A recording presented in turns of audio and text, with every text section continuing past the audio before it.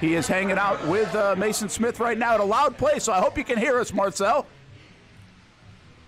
We got you, Brent. I'm here with the big fella, Maason Smith himself. We just got finished up having a little bit of fun in the sun. Then obviously kind of tossing the ball around a little bit and going in there. We're going to get to what happened inside there in a second. But first off, good to see you, man. How much fun was this? I'm not sure if you know, Brent, but Maason Smith is actually the NFL ambassador for the Nemours and Wolfson connection, right? Just talk a little bit about that and how'd you get started? Man, I really just was trying to get into the community early on when I got here in Jacksonville, and you know, Nemours came to me, and we kind of worked out something to where, you know, me and BT both became the ambassadors. And I mean, it's been a great partnership. You know, we've done a lot of things with Nemours already, and we're trying to continue to, you know, through the future, continue to grow with them and, you know, do some more things with them.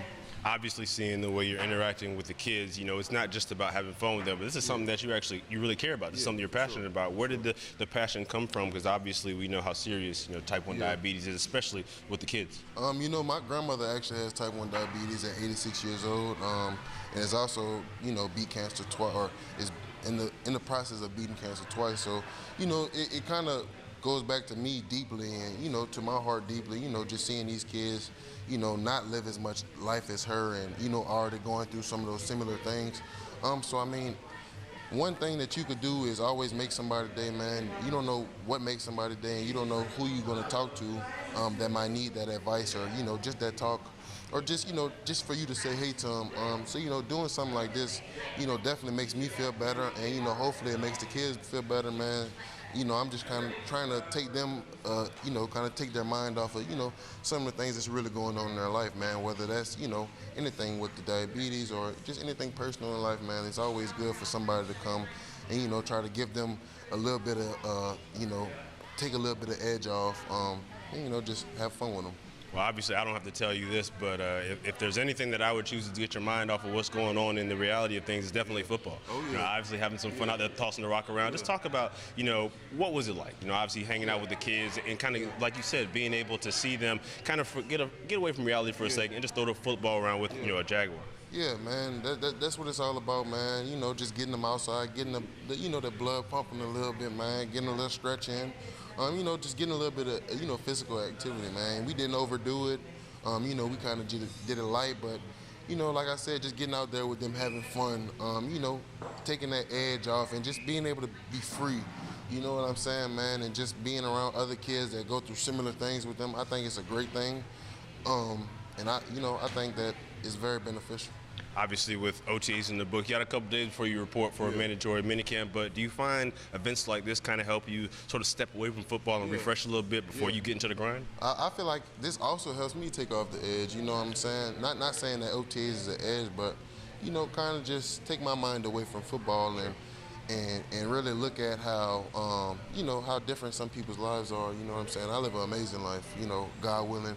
I'm very blessed, very highly favored. You know, my parents have done a lot for me, so I've always never wanted for anything, man. But when coming in here and looking at these kids, you know, a knee injury or a shoulder injury ain't nothing compared to what they're dealing to, man. So it's always good to, you know, take a step back and look at it from a different perspective, you know, and just make you kind of, you know, feel, just kind of appreciate what you have more and, you know, appreciate what you got going on, man, because, you know, some of these kids, you know, they got a lot going on. So, you know, just being able to kind of relate and just kind of build a bond. I mean, you talk about different perspective. I think that, you know, that's something that you guys are experiencing down there at the bank, right? Obviously, new coaching staff, you know, pretty much new era down there at Jags Camp. You know, this is year 2 for you, obviously. You know, what is that different perspective for you? You know, I think it's definitely a younger feel. You know, having Gladstone, having Boselli back, which I think was a great hire, you know what I'm saying, and having Coach Liam, you know what I'm saying, they bring a young feel, bring a young, you know, just a young energy, man.